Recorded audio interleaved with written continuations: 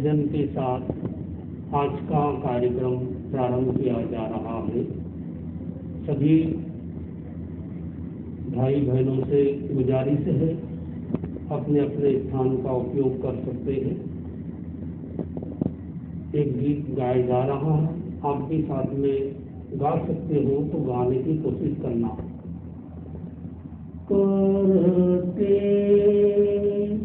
वंदना हम प्रभु महावीर को, करते वंदना हम प्रभु महावीर को। कृष्णानंद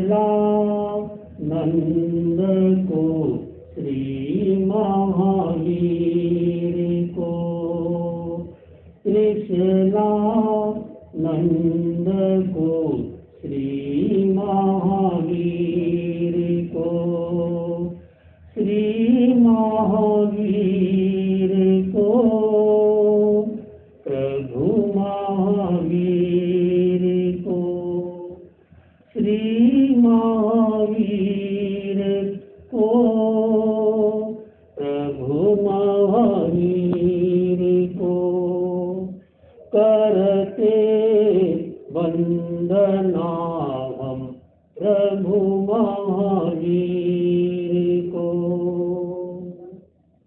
रोशनी अध्यात्म की ले, रोशनी अध्यात्म की ले, संपदा तप त्याग की ले, संपदा तप त्याग की ले।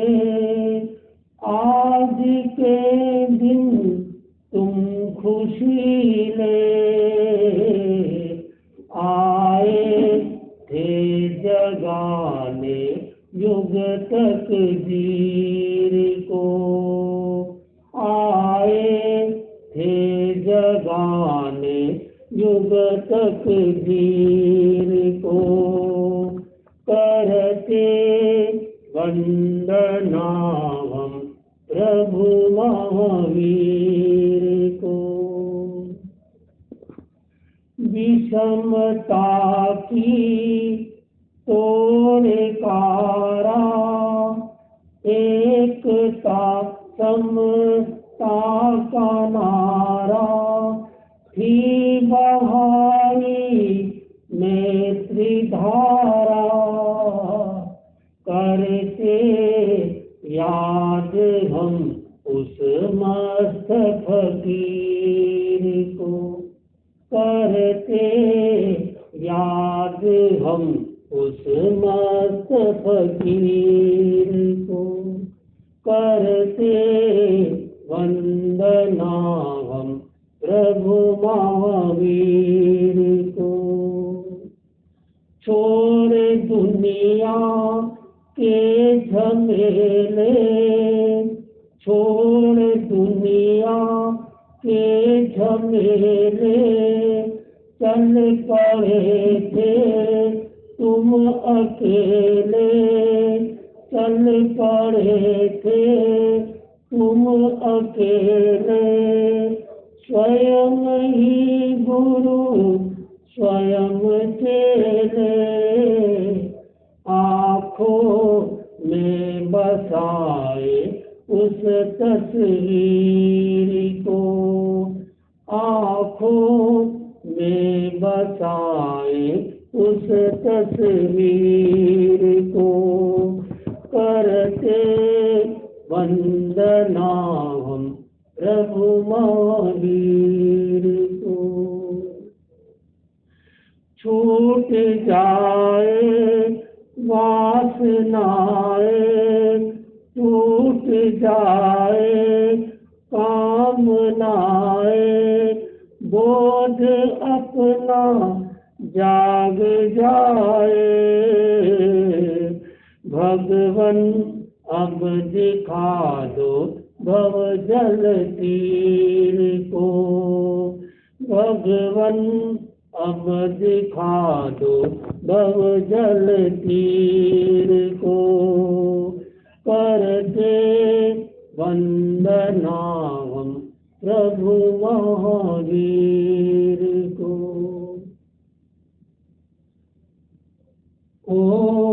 ओंकार बिंदु संयुक्तम नित्यं ध्यायन्ति योगिनः, कामदं मोक्षदं चैव ओंकाराय नमो नमः, ओंकाराय नमो नमः। परम आराध्य के पावन चरणों में वंदन। धर्म प्रेमी भाइयों और बहनों, भगवान महावीर स्वामी जो इस युग के अंतिम तीर्थंकर थे इसलिए कि अब भगवान महावीर स्वामी तीर्थंकर नहीं है। कोई आपसे पूछ ले क्या भगवान महावीर स्वामी तीर्थंकर है, तो कहना है नहीं थे। क्यों थे? कि अब तीर्थंकर नहीं रहे, अब क्या बन गए? अब सिद्ध बन गए। सिद्ध भगवान, दो तरह के भगवान होते हैं। अरिहंत भगवान जो मौजूद होते हैं, ऐसा साधु जिसने 4 कर्मों को खत्म कर दिया, तीर्थ की स्थापना करके विचरते हैं, लोगों को उपदेश देते हैं, वो होते हैं तीर्थंकर, मौजूद होते हैं। सिद्ध वह होते हैं जो सभी कर्मों से ही नहीं, इस शरीर से भी मुक्त हो जाते हैं। वो संसार में नहीं रहते, मोक्ष श्री का वरण कर जाते हैं, वो सिद्ध कहलाते। तो भगवान महावीर स्वामी अब सिद्ध बन गए हैं, तीर्थंकर नहीं रहे। कोई आपसे ये पूछ ले क्या वर्तमान में कोई तीर्थंकर है, तो आपने जवाब एकदम सही दिया कि 1 नहीं 2 नहीं, कितने मैक्सिमम और मिनिमम 20 तीर्थंकर विराजमान है महाविदेही क्षेत्र में। कितने महाविदेही है? 5। एक जम्बू द्वीप में महाविदेही क्षेत्र है, 2 झाटकी खंड में महाविदेही क्षेत्र है, 2 अर्ध पुष्कर क्षेत्र में महाविदेही है। तो 1, 2, 3 और 2, 5, ऐसे 5 भरत क्षेत्र है, 5 ऐरावत क्षेत्र है और 5 महाविदेही क्षेत्र है। 5, 5, 5, 15। ये 15 कर्म भूमि होते। इन 15 कर्म भूमि में ही तीर्थंकर होते हैं। तो यहाँ से ही व्यक्ति मोक्ष को प्राप्त होता है। जब मैं विदेश की यात्रा पे अमेरिका आदि देशों में गया, वहाँ के लोगों ने पूछा कि इतने बड़े तीर्थंकर हुए, इतना छोटा देश भारत, ये भारत में ही क्यों हुए, ये विदेश में जन्म क्यों नहीं हुआ? तो हमने उनको बताया आर्य क्षेत्र में ही जन्म होता है तीर्थंकरों का नहीं। जिनको भी मोक्ष जाना है वो सब आर्य क्षेत्र से में ही जन्म लेते हैं। हाँ, ये अलग बात है, यात्रा करने के लिए वो विदेश में चले जाते। भगवान ऋषभदेव अरब, इजराइल आदि काफी देशों में यात्रा की। भगवान पार्श्वनाथ ने यात्रा की, भगवान महावीर स्वामी ने यात्रा की और बहुत सारे तीर्थंकर आउट ऑफ इंडिया गए, विदेश में गए। तो वहाँ उन्होंने यात्रा की और वापस अपने आर्य क्षेत्र में आ गए। कोई आपसे पूछ सकते हैं कि भारत में कितने देश हैं जो आर्य देश कहलाते हैं? कितने? 25। एकदम सही जवाब, 25.5। लगता है कि यहाँ जितने बहनें बैठी है अच्छी जानकार लग रही। भाई लोगों का जवाब नहीं आ रहा है, आप लोगों को भी अध्ययन करना चाहिए, जवाब देना चाहिए। तो ये सारे टोटल इस भरत क्षेत्र में 6 खंड है। उन 6 खंड में टोटल 32,000 देश होते हैं। कितने? 32,000। अपने जैसे मनुष्य रहते सभी खंडों में, तो उसमें से 25.5 देश वो भारत में है आर्य देश, बाकी सारे अनार्य देश है। ये आपको जानकारी दी जा रही है। तो भगवान महावीर स्वामी इस भरत क्षेत्र में अंतिम तीर्थंकर हुए। तो वर्तमान में एक महाविजयी क्षेत्र में 1, 2, 3, 4 तीर्थंकर विराजमान है। सिमंदर, युगमंधर, बाहु और सुबाहु। महाविजय कितने हैं? 5। एक में कितने हुए? 4। तो चारों पंजों 20। तो मैं आपने बोला नमो अरिहंताणम, तो कितने तीर्थंकरों को वंदना हुई? 20 तीर्थंकरों को वंदना। तो तीर्थंकर अभी वर्तमान में 20 ही विराजमान। हालांकि तीर्थंकर तो बहुत से होते। जब भगवान महावीर स्वामी भरत क्षेत्र में तीर्थंकर थे, वो चौथे आर्य के अंत में हुए। उस दौरान महाविजय क्षेत्र में भी लगभग टोटल गिनती करो तो 32 विजय होती है। ऐसे 5 विजय है, तो 32 पंजो 160। और बड़े मजे की बात यह है, मैक्सिमम 170 तीर्थंकर मोक्ष गए। कब गए? जब भरत क्षेत्र में दूसरे तीर्थंकर अजितनाथ स्वामी विराजमान थे। और महाविजय क्षेत्र की विशेषता कभी तीर्थंकरों से खाली नहीं रहता। जब अपने यहाँ 17वें तीर्थंकर हुए कुंथु जिनेश्वर, तब वहाँ पर उनका एक साथ, बड़े मजे की बात, सबका जन्म अलग अलग जगह होता है, लेकिन जन्म का समय एक, दीक्षा का समय एक, और केवल ज्ञान का समय एक, और निर्वाण का समय भी एक होता। तभी विराजमान है, उनको तीर्थंकर बन चुके हैं। तो जब अपने यहाँ पर 20वें तीर्थंकर, क्या नाम, मुनि सुब्रत हुए, तब उन्होंने दीक्षा ली। और जब अपने यहाँ पर अगले तीर्थंकर आए, तब उन्होंने केवल ज्ञान को प्राप्त किया। लगभग ऐसे बता रहा हूँ जैसा याद आ रहा। और जब अपने यहाँ 7वें तीर्थंकर होंगे, अभी नहीं है, यहाँ तीर्थंकर कब होंगे? अभी चल रहा है 5वां आरा। ये कब शुरू हुआ? भगवान महावीर के निर्वाण के यानी 3 साल और 8 दिन बाद, 8 महीने बाद ये 5वां आरा शुरू हो गया। कई लोग बोलते हैं कि 5वें आरे में मोक्ष नहीं होता। क्या ये बात सही है? बोलो भाइयों, बोलो। भाई भी बोल सकते, भाइयों को भी बोलने का मौका दिया जाए। भाई लोग भी बोलो, क्या 5वें आरे में मोक्ष हो सकता है? Yes, no? नहीं? बोलो मैडम, कर लो बात। कह रहे हैं कि हो सकता है। कैसे? किन न्याय? जिस व्यक्ति को मोक्ष में जाना है, चौथे आरे में जन्म हो गया, लेकिन 5वां आरा लग गया, वो व्यक्ति मोक्ष में जाता है। अब 5वें आरे में मोक्ष कौन कौन गए? 1, 2, 3 ऐसे महापुरुष हुए जो 5वें आरे में मोक्ष हुए। भगवान महावीर के निर्वाण के 12 साल बाद कौन से हुए? गौतम स्वामी, वो मोक्ष गए। फिर भगवान महावीर के निर्वाण के लगभग 36 साल बाद कौन हुए? सुधर्मा स्वामी, मोक्ष गए। फिर भगवान महावीर के निर्वाण के लगभग 70 साल बाद जम्बू स्वामी मोक्ष हुए। तो ये मैंने जैसे कहा 3 साल बाद तो 5वां आरा लग गया और 12 साल बाद मोक्ष में गए। तो अपने आप ही ये 3 ऐसे महापुरुष हुए जो 5वें आरे में मोक्ष हुए।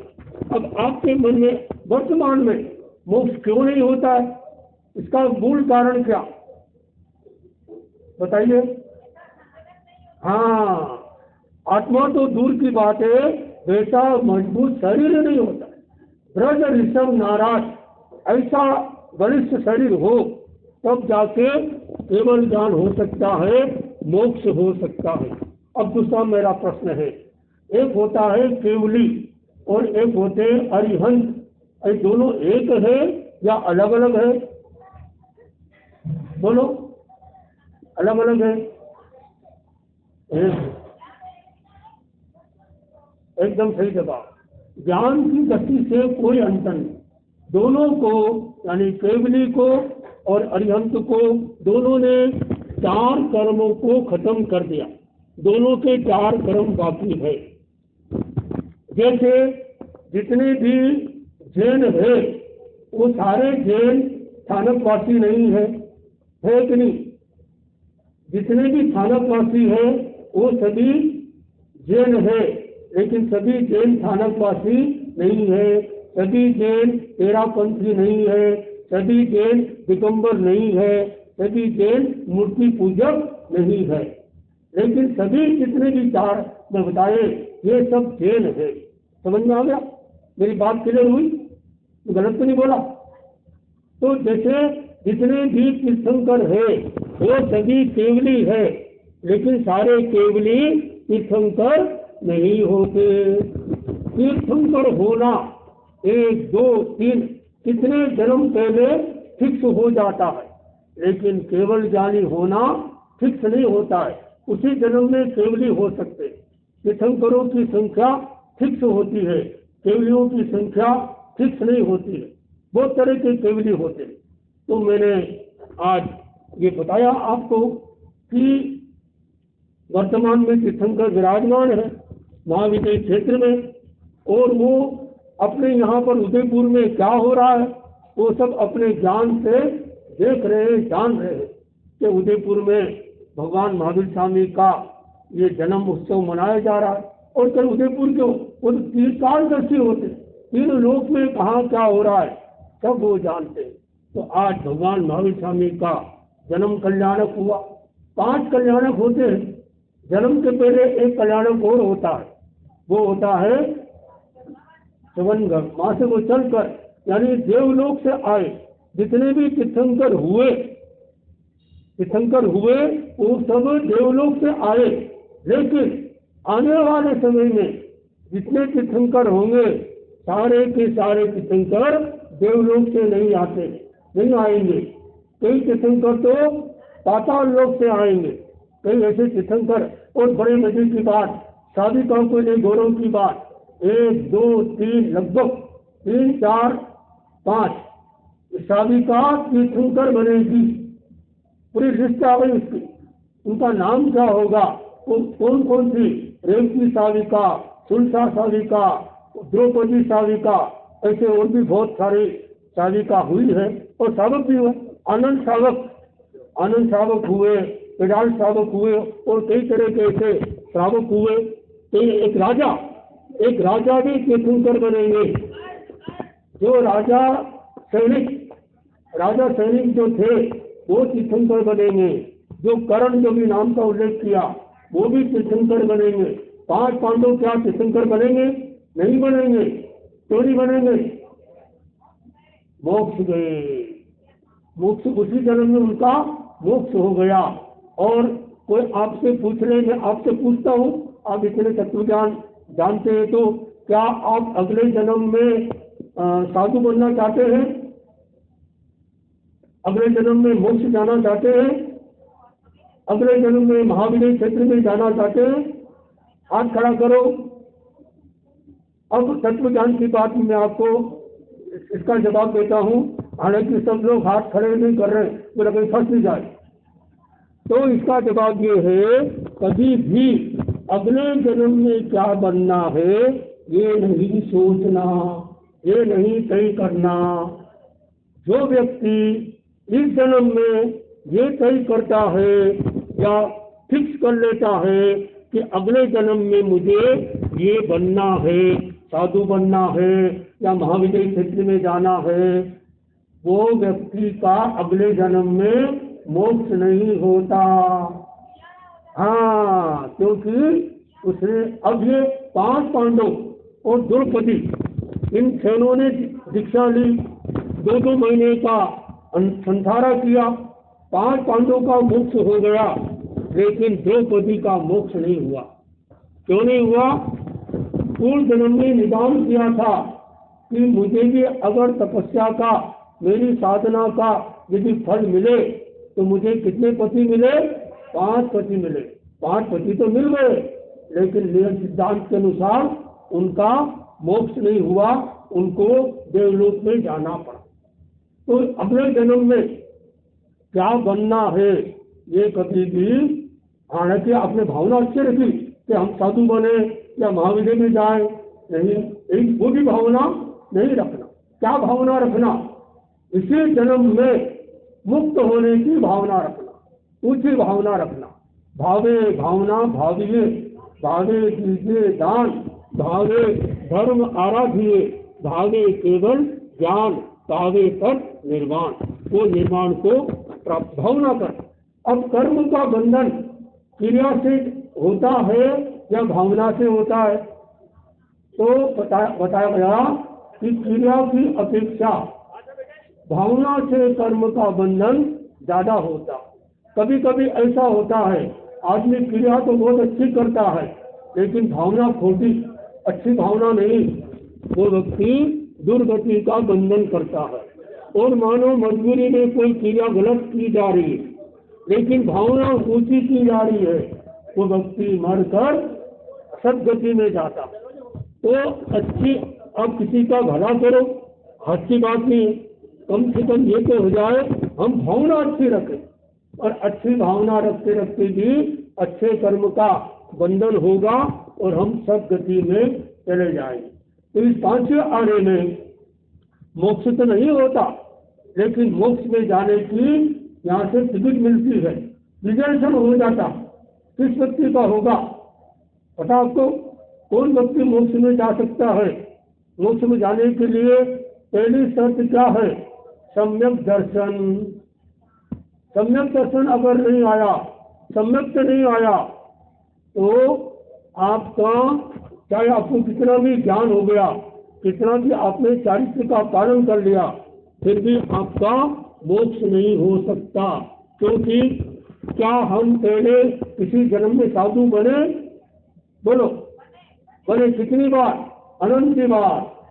और मैं आपसे प्रश्न करता हूँ, क्या मोक्ष में जाकर आ गए? अब नई बात देखो आप, अभी तक आम जनता की यही भावना रहती है कि मोक्ष जाने के बाद तो आते नहीं, लेकिन भगवान महावीर स्वामी का सिद्धांत के आधार